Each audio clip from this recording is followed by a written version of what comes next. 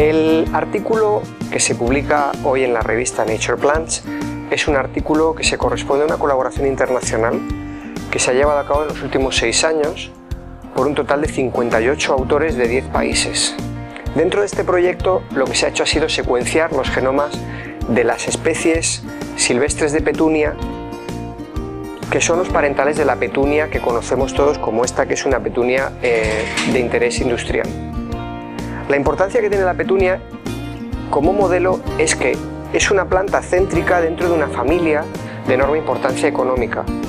Las solanáceas son plantas que incluyen la patata, el pimiento, el tomate, el tabaco, la berenjena y que están genéticamente muy cercanas al café y el cacao.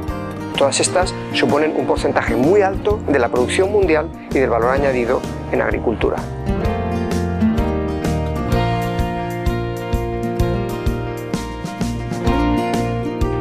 Nosotros hemos anotado en el laboratorio el llamado reloj circadiano, que es un grupo de genes que se encuentra en todos los organismos vivos, cuya función es poner en hora cada día al organismo con las condiciones ambientales.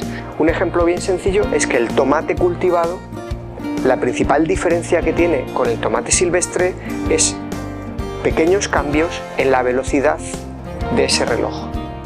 El análisis que hemos hecho nosotros, como digo, nos ha permitido establecer cuál es la estructura general del reloj circadiano de petunia y por análisis comparativo del resto de esta importante familia de interés industrial. Este trabajo ha sido financiado por la Fundación Seneca de la región de Murcia y por el proyecto de investigación del Ministerio de Economía y Competitividad.